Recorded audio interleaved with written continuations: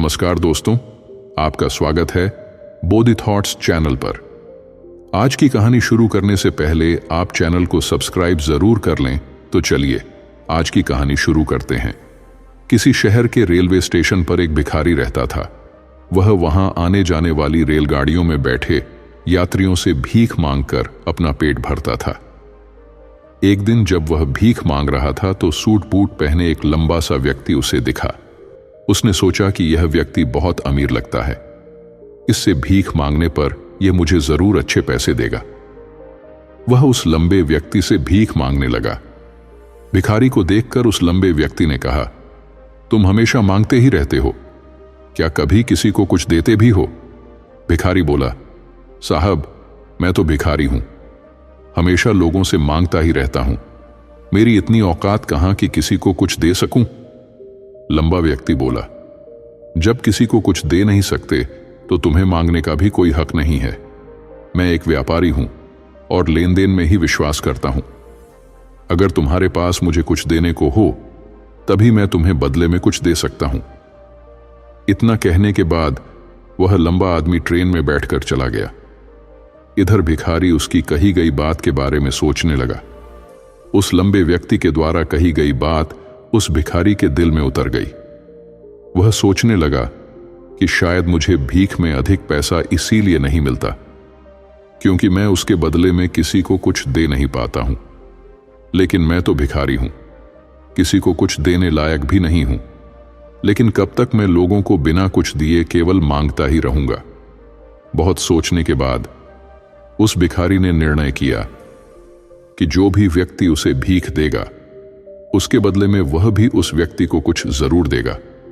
लेकिन अब उसके दिमाग में यह प्रश्न चल रहा था कि वह खुद भिखारी है तो भीख के बदले में वह दूसरों को क्या दे सकता है। इस बात को सोचते हुए 2 दिन हो गए, लेकिन उसे अपने प्रश्न का कोई उत्तर नहीं मिला था।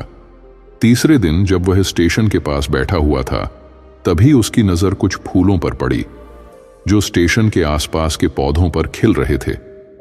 उसने सोचा, क्यों ना मैं लोगों को भीख के बदले कुछ फूल दे दिया करूं।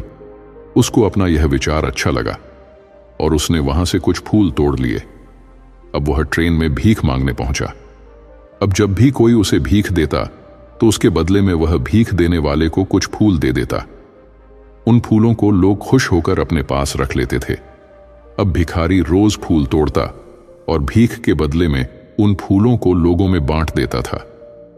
कुछ ही दिनों में उसने महसूस किया कि अब उसे बहुत अधिक लोग भीख देने लगे हैं। वह स्टेशन के पास के सभी फूलों को तोड़ लाता था। जब तक उसके पास फूल रहते थे तब तक उसे बहुत से लोग भीख देते थे। लेकिन जब फूल बांटते बांटते खत्म हो जाते तो उसे भीख भी नहीं मिलती थी। अब रोज ऐसा ही चलता रहा। एक दिन जब वह भीख मांग रहा था तो उसने देखा कि वही लंबा व्यक्ति ट्रेन में बैठा है, जिसकी वजह से उसे भीख के बदले फूल देने की प्रेरणा मिली थी। वह तुरंत उस व्यक्ति के पास पहुंच गया और भीख मांगते हुए बोला, आज मेरे पास आपको देने के लिए कुछ फूल है, आप मुझे भीख दीजिए तो बदले में मैं आपको कुछ फूल दूंगा। उस लंबे व्यक्ति ने उसे भीख के रूप में कुछ पैसे दे दिए और भिखारी ने कुछ फूल उसे दे दिए। उस लंबे व्यक्ति को बात बहुत पसंद आई। वह बोला, वाह क्या बात है, आज तुम भी मेरी तरह एक व्यापारी बन गए हो। इतना कहकर फूल लेकर वह लंबा व्यक्ति अपने स्टेशन पर उतर गया। लेकिन उस लंबे व्यक्ति द्वारा कही गई बात एक बार फिर से उस भिखारी के दिल में उतर गई। वह बार बार उस लंबे व्यक्ति के द्वारा कही गई बात के बारे में सोचने लगा और बहुत खुश होने लगा। उसकी आंखें अब चमकने लगीं। उसे लगने लगा कि अब उसके हाथ सफलता की वह चाबी लग गई है जिसके द्वारा वह अपने जीवन को बदल सकता है। वह तुरंत ट्रेन से नीचे उतरा और उत्साहित होकर बहुत तेज आवाज में ऊपर आसमान की तरफ देखकर बोला, मैं भिखारी नहीं हूं, मैं तो एक व्यापारी हूं, मैं भी अमीर बन सकता हूं। लोगों ने उसे देखा तो सोचा कि शायद यह भिखारी पागल हो गया है और अगले दिन से वह भिखारी उस स्टेशन पर फिर कभी नहीं दिखा। लेकिन 6 महीने बाद इसी स्टेशन पर 2 व्यक्ति सूट बूट पहने हुए यात्रा कर रहे थे। दोनों ने एक दूसरे को देखा तो उनमें से एक ने दूसरे से हाथ मिलाया और कहा, क्या आपने मुझे पहचाना? दूसरा व्यक्ति बोला, नहीं, क्योंकि मेरे हिसाब से हम लोग पहली बार मिल रहे हैं। पहला व्यक्ति बोला, नहीं, आप याद कीजिए, हम पहली बार नहीं बल्कि तीसरी बार मिल रहे हैं। दूसरा व्यक्ति बोला, मुझे याद नहीं। वैसे हम पहले 2 बार कब मिले? अब पहला व्यक्ति मुस्कुराया और बोला, हम पहले भी 2 बार इसी ट्रेन में मिले थे। मैं वही भिखारी हूं जिसको आपने पहली मुलाकात में बताया कि मुझे जीवन में क्या करना चाहिए, और दूसरी मुलाकात में बताया कि मैं वास्तव में कौन हूं। दूसरा व्यक्ति मुस्कुराया और अचंभित होते हुए बोला, ओह, याद आया, तुम वही भिखारी हो जिसे मैंने एक बार भीख देने से मना कर दिया था, और दूसरी बार मैंने तुमसे कुछ फूल खरीदे थे। लेकिन आज तुम यह सूट बूट में कहां जा रहे हो और आजकल क्या कर रहे हो?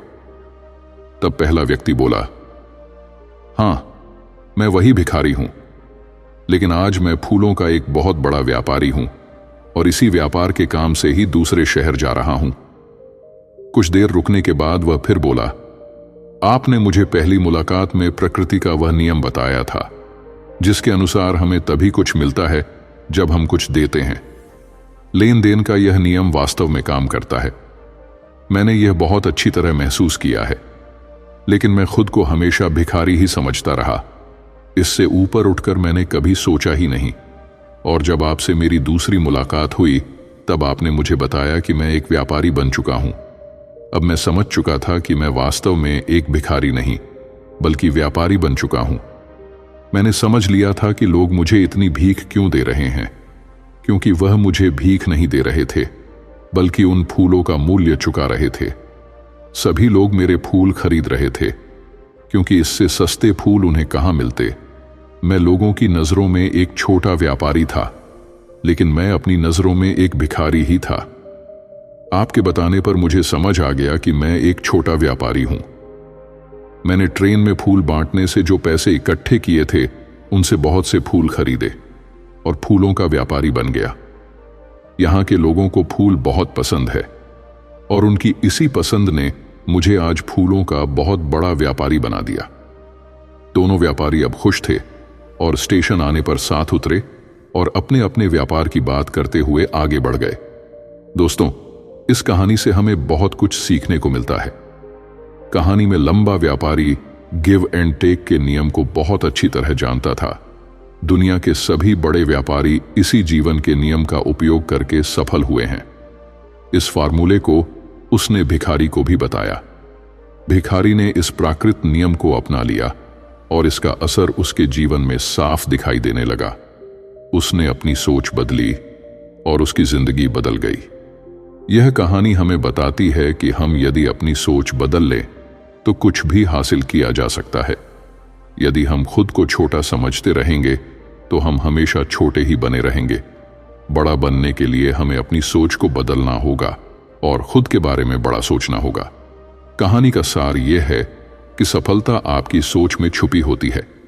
खुद का आत्मसम्मान जगाए, अपनी सोच को बड़ा बनाइए और देखिए कैसे आप सफलता के शिखर पर पहुंच जाते हैं। तो दोस्तों, आज की यह कहानी यहीं समाप्त होती है।